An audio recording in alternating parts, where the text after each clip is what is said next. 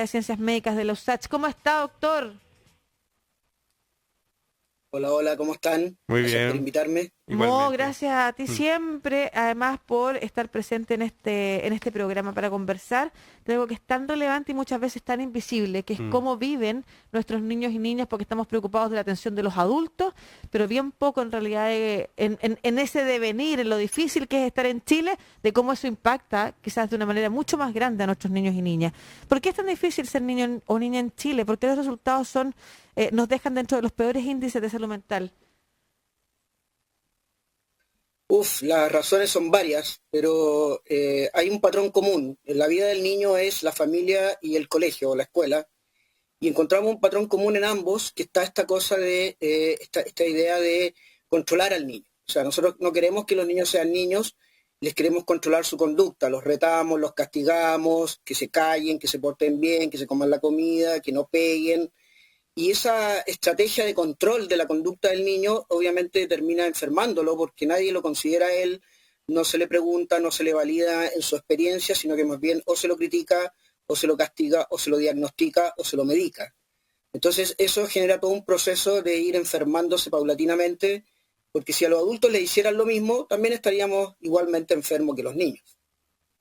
Felipe, este control de conducta, ¿cómo se hace en otros países? Si es que se hace el control de conducta, o es mucho más suave, es otra forma de relacionarse, de hacer entender a la niña o al niño ciertos tipos de comportamiento. Mira, nosotros encontramos en el último estudio, que es de 14 países, encontramos que Chile es el país de los 14 países que más grita, castiga, reta, prohíbe al niño, y a su vez encontramos que Chile es el país que menos conversa, juega y valida lo que le ocurre al niño. Entonces, los datos, si yo tomo solamente los datos, los países que de alguna manera tienen mejores indicadores de salud mental son aquellos que, vuelvo a repetir, conversan, juegan, validan el ser niño y no buscan esta cosa de vigilar y castigar constantemente. Entonces, ahí es donde encontramos la diferencia. Entonces, o sea, los países que más conversan, validan, juegan, pasan tiempo con el niño son aquellos que tienen los mejores indicadores de salud mental, y nosotros aparecemos justamente como todo el contrario. Ahora, Felipe, igual eso es algo que me imagino que no es una cadena que se rompe justo cuando tú vas a criar un niño. O sea, cuán preparados están los adultos para poder ejercer ese rol de cuidar y conversar. Cuánto también los adultos estamos en un mundo en el que se valían nuestras opiniones, conversamos, y lo pienso en las cadenas de autoridad distintas, que ya no son padre-hijo o madre-hija, sino que empleador-trabajador, por ejemplo, autoridad pública o instituciones y ciudadanos. ¿Tiene algo que ver con eso también?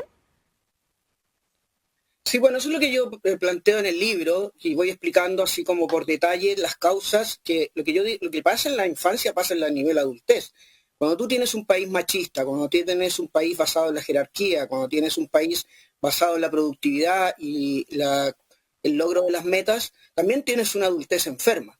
Ahora, aquí viene como que se podría decir como la técnica bien perversa, y es que si tú quieres tener adultos obedientes, trabajadores por metas, que trabajen todo el día y que no cuestionen, tienes que partir a los primeros años de vida para programarlo en esa forma de Mm. productividad existencial.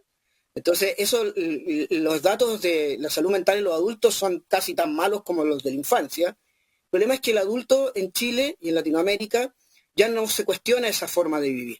Ya no se cuestiona ese vivir trabajando todo el día, vivir para las metas, para la productividad. Y justamente, ¿por qué no nos cuestionamos esa forma de vivir? Porque lo llevamos haciendo desde que tenemos 1 o 2 años. Y ahí es donde la educación en Chile nunca ha tenido el objetivo de enseñarle nada al niño. Es una manera de ir controlando a este pequeño adulto para que cuando llegue a la adultez, a este pequeño niño, perdón, para que cuando llegue a la adultez simplemente acepte lo que llaman la normalidad, lo que dicen la vida es así, y estamos enfermos los adultos, pero tenemos lo peor, y es que no nos damos cuenta ni siquiera que estamos enfermos, porque la gente dice que así es la vida. Claro. Estamos conversando con Felipe Lecanelier, él es doctor en psicología e investigador de la USACH. Profesor, nosotros los tres somos muy jóvenes y hay mucha gente que también nos escucha. Y no sabemos cómo se criaban antes de, no sé, antes de la dictadura militar, cómo se criaban los niños. Si en Chile siempre ha sido una característica del yugo sobre los menores, sobre los niños, el no hablar, el comportarse bien, el no gritar. Es una cuestión tradicional en nuestro país. o tiene que ver con un periodo de la historia en adelante que nos empezamos a criar así?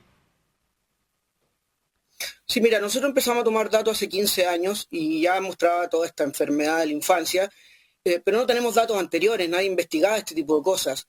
Pero estamos seguros y si tú analizas la historia de la infancia desde la agricultura hace 12.000 años, el niño fue borrado sistemáticamente de la vida humana en el momento en que nos volvimos seres basados en la productividad y en el trabajo y en el guardar cosas materiales, plata y cosas así. Entonces, no es algo solamente actual. Analizando la historia de la infancia, hasta te podría decir algo súper paradójico. Estamos en el mejor momento de la infancia. Estamos en un pésimo momento, pero en el mejor si empezamos a analizar cómo criábamos a los niños antes. Hace 20 años, yo llevo 20 años en esto, pegarle a un niño, gritarle, era algo completamente normalizado. Si uno decía que eso no se hacía, las críticas te bombardeaban. Entonces, esto es algo que llevamos siglos. La infancia la borramos desde el inicio de la agricultura, cuando nos volvimos seres trabajadores y basados en las metas.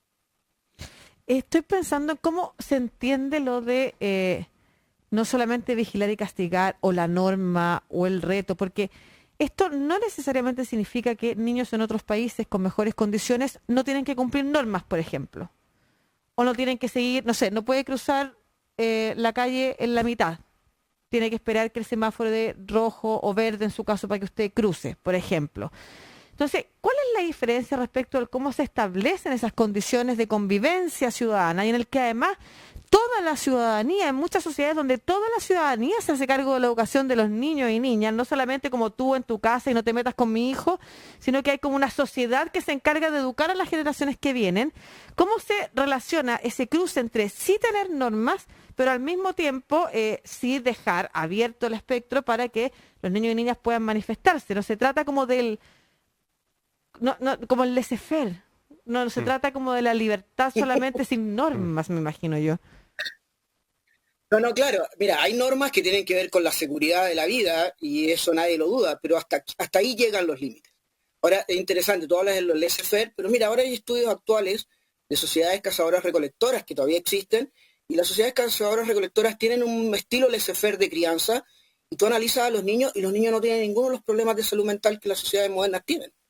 O sea, aunque sea un poquito extremo, lo que yo propongo y lo que proponemos varios es que justamente un estilo laissez-faire de respeto parece ser más libre, más creativo. Entonces, ahora el punto es el siguiente. El punto es que el adulto tiene una expectativa de lo que a él le conviene, claro, de cómo tiene que ser el niño, ¿ya? Para que no lo moleste a él, para que le permita trabajar. Y en esa expectativa, lo que tenemos en Chile, que lo hemos investigado ampliamente desde que nace hasta que se muere, la expectativa siempre es que el niño tiene que ser un niño tranquilito, controlado, que no haga pataletas, que no llore, que no alegue, que se coma la comida, que duerma bien. Entonces, al niño lo inundamos de expectativas que no solamente nos convienen a los adultos, y si tú te pones en ese lugar, que tú tienes un jefe que no te ve, que solamente eres un número para él o una jefa, ¿me entiendes? Tú te empiezas a sentir mal, te empiezas a deprimir y te empiezas a enfermar afectivamente. Y eso es lo que le pasa a los niños, ¿entiendes? Entonces aquí nosotros hemos llevado esa norma que dices tú al extremo de querer controlar cada aspecto de la conducta del niño. Y sobre todo aquellos aspectos que son propios de la infancia, que es llorar, patalear, moverse, ¿me entiendes? Ser libre. Eso es lo que nosotros de alguna manera hemos ido coartando y los adultos sufrimos exactamente la misma consecuencia, ¿me entiendes? Entonces, es extremo, pero laissez-faire y cada vez menos normas es lo mejor que se ha visto que es para la infancia. Igual me gustaría entender el laissez-faire, porque por mucho que estemos hablando de tribus, por ejemplo, recolectoras y cazadoras, las tribus no significaba que no cumplieran sus ritos, que no tuvieran sus ritos, que no tuvieran autoridades, por ejemplo, o que incluso la misma naturaleza no definiera lo que era posible hacer o lo que no hacer. Entonces, como que, ¿cómo entenderíamos hoy, y en nuestros contextos además, con niños con teléfonos celulares y Coca-Cola en la mano, qué es el laissez-faire? Sí. Mira, las sociedades cazadoras-recolectoras no tenían jefes, no había jerarquía, vivían, dormían con sus hijos hasta los 3, 4 años. Todos los cazadores-recolectores no pensaban en el futuro más allá de los próximos 2 días. Es decir, no tenían esto de andar guardando como nosotros, que la casa, que el auto, que la plata. No vivían más que para 2, 3 días, por ende trabajaban media jornada, poniéndolo en términos modernos, y todo el resto era estar con el niño. No habían colegios, porque tú le enseñabas a tu hijo en la acción, en el movimiento, al aire libre, Y obviamente no vivimos en esa sociedad ahora, pero Obvio. tú tienes que entender que el 95% de tus genes, de tu cerebro, de tu cuerpo, no son genes modernos, son genes de cazador-recolectores. 95% de la vida del ser humano ha sido como cazador-recolector. Tenemos esos genes, los niños lo expresan, los niños son intrínsecamente cooperadores, empáticos, y esta sociedad empieza a destruir paulatinamente eso.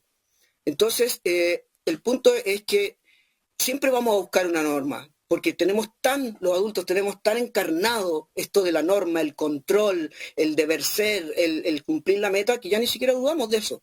No podemos pensar fuera de la caja, ¿entiendes? Simplemente decimos, esta es la vida, esta es la realidad, y mi hijo tiene que aprender eso. Pero yo creo que hace falta un poquito más de revolución, como decimos nosotros, revolución respetuosa, de que pensemos un poco fuera de la caja. Te voy a dar un ejemplo súper concreto. Ajá. Llevar a tu hijo a un colegio formal no es una buena idea. O sea, si tú quieres que tu hijo sea creativo, que sea libre, que sea flexible, que son todos aquellos componentes que realmente te hablan del el liderazgo, el éxito adulto, no lo metas a un colegio formal. Lo va a uniformizar en todos los aspectos. Felipe. Entonces hay que pensar un poquito fuera de la caja. Sí. Sí, usted hablaba en una entrevista que le dio al diario La Tercera sobre esta idea de colocar el jardín infantil obligatorio, la sala de cuna obligatorio. Eso es como agarrar, como dice usted, a una pequeña criatura y meterla inmediatamente a la uniformidad, a lo formal. Mira, hay 20 años de estudio que muestran de que la sala cuna y los jardines infantiles a la chilena van en contra de las necesidades biológicas de un niño. Un niño no está genéticamente ni biológicamente programado para estar tanto tiempo lejos de su casa, tiempo lejos de sus padres. Tenemos 20 años de investigación que demuestran lo tóxico que es la sala de cuna y ciertos tipos de jardines infantiles. Por ejemplo, 20 años han demostrado que tú puedes tener el mejor jardín de la Tierra, pero si tú tienes a tu hijo más de 3-4 horas al día, todo es enfermedad a corto y largo plazo. Pero acá no existe eso, ¿me entiendes? Acá nadie toma en cuenta la ciencia, aquí las políticas públicas siguen la misma regla de adultos que imponen en el niño algo, pero que en el fondo les conviene solamente a los adultos. ¿Y cuáles son las experiencias como internacionales de jardines infantiles o de salas cunas, que por ejemplo, porque tú mencionas los jardines infantiles a la chilena? ¿Hay otros tipos de jardines infantiles o de sociedades donde la política pública incentiva lugares de guardería, por ejemplo, para niños o niñas, que pudieran ser mejores ejemplos? Sí, mira, en sala cuna no hay buenas experiencias. Los expertos te van a decir que no lo lleves a una sala cuna. Si tú vas a trabajar todo el día, llévalo a otra casa, a algún familiar, a alguien que lo cuide, pero no lo llevas a la cuna. Jardín infantil, ¿cuál es el problema que tenemos acá en Chile? Que nosotros hemos formalizado el jardín infantil. Convertimos el jardín infantil en una versión en chico de lo que va a venir después de la educación básica y media. El jardín infantil, si existe, no es con reglas, no es con currículum, no es con buscar enseñarle todo el día cosas al niño. Es al aire libre, es jugar, es divertirse, y ese es el mejor jardín, o la experiencia internacional es del mejor jardín. Pero entonces la pregunta es, ¿por qué aquí ya desde chiquitito a los niños tenemos que formalizarlo en la educación? Y lo que dice, no lo digo yo, lo dicen muchas personas, es que tengo que prepararlo para esta vida productiva de adulto. Mientras más temprano, más programado como adultos quedamos para esta vida laboral en la que todos vivimos, la cual no cuestionamos, porque siempre nuestra vida ha sido así. Igual tengo como... Probablemente Chile es de los países, porque Latinoamérica lo es, de los lugares donde más precisamente se lleva a los niños al cuidado de otras casas. Se cuenta con las redes de apoyo. Sí. Las mujeres dejan a sus hijos al cuidado de otras mujeres. La abuela, la tía, la vecina, y mucho menos en las guarderías o en salas cunas. De hecho, en Chile todavía no es obligatorio, es una discusión actual, que en otros países desarrollados. Sin embargo, y volvemos al origen, al parecer nuestros adultos o adultas no están preparados para criar, nosotros mismos, para criar o educar o acompañar en ese proceso. Y el tiempo de trabajo también, yo Claro, creo que a nuestros los niños profesores y eso. niñas. Entonces, ¿cuál sería la solución en estos momentos? Porque a veces lo que se hace también al generar espacios como los jardines infantiles, como la educación de largas horas, es también cuidar a los niños de espacios donde en sociedades como las nuestras pueden estar más vulnerabilizados por hambre, por abuso. Es como lugares donde el Estado supuestamente se hace cargo del cuidado. Ahora, probablemente, claro, no es la manera en la que se está haciendo, pero ¿cómo se compatibilizan Es como claro, porque tienes razón, Felipe, está como todo mal. Como que por eso hay que pensar revolucionariamente, ¿no es cierto? Pero si tú dices, los expertos te van a recomendar que dejes a los niños en las casas y no los llevas a la escuela, bueno, eso es lo que pasa en Chile prioritariamente. Entonces, ¿dónde está el problema? No, mira, sabes que mira, yo he tenido la suerte de estar en todos los países de Latinoamérica y conocer todas las realidades. Chile es uno de los países más individualistas de Latinoamérica y del mundo. Claro. ¿Ya? Tú vas a Colombia y en Colombia es obvio que las familias en determinadas poblaciones se ponen de acuerdo y así van cuidando a los niños en familia. En Chile no pasa eso, ¿entiendes? En Chile en Chile está esta idea de que los padres piensan lo que les dicen, y es, si mi hijo no lo llevo al jardín, va a ser tonto, no va a estar preparado para la vida. Y eso no es verdad. Ahora, los estudios son tan potentes en el hecho de que si tú analizas el sistema de estrés de los niños, el cortisol, Claro. cada niño cuando va a un jardín siempre tiene el cortisol elevado todo el día. Está siempre estresado. Y eso no tiene que ver con lo que dice el niño, tiene que ver con cómo su cuerpo responde. En cambio, yo comparo al niño que va al jardín infantil y lo dejo en una casa X con ciertos cuidados, no tiene esos niveles de cortisol y de estrés. Entonces, puede ser que sí, pero yo en mi experiencia, yo he visto que Chile sigue siendo un país muy individualista. Aquí siempre se cría en la soledad de papá, mamá. Aquí no se cría como tribu, como dicen, ¿me entiendes? Somos muy... hemos seguido Individualista, pues, mucho en el eso. modelo de Estados Unidos. Pero tú estás Individualistas pensando totales. como en lo Pero ahora ya ni siquiera... comunitarista. Claro, estás pensando como Sí. en sistemas de comunitarios, así como la organización comunitaria. Pero si tú tuvieras que, y a propósito del libro que estamos presentando, volver a mirar y que invitamos además a comprar y pegarnos esta reflexión, ¿cuál sería como la política pública que incentivarías en esa primera etapa, pensando en la discusión que hay respecto de salas públicas, salas cunas obligatorias, jardín infantil obligatorio? Mira, tenemos muy claro eso, pero todas las políticas públicas que le van a dar sanidad y bienestar a los niños y a los adultos van contra la productividad. Una política pública que vale más que cualquier intervención es que los adultos salgamos a las 4 de la tarde de trabajar. ¿Me Claro. entiendes? Solamente con esa pura política pública no haces nada más. Solamente con esa política pública ya tienes puros beneficios, que es lo que otros países han hecho. Pero el problema es que es el problema que vivimos, por eso estamos tan enfermos, porque todas las políticas públicas que son sanas atentan contra esta obsesión de la productividad de un país. Y en ese sentido está ampliamente estudiado. Chile es es uno de los países que más trabajamos, menos producimos, y es uno de los países donde la meta se ha vuelto tan potente que ya incluso criar es una meta. Nosotros lo llamamos como criar con página Excel, Claro. ¿entiendes? Entonces ahí tenés una política pública.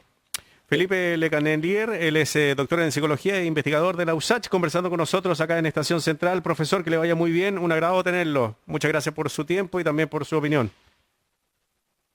Hasta Gracias luego. por invitarme. Un abrazo, Felipe. Nos vemos. Ya lo saben, volver a mirar entonces. para que lo Exactamente, busquen. y a leer lo mismo. ¿Cómo se llama el libro? Volver a mirar. Ya.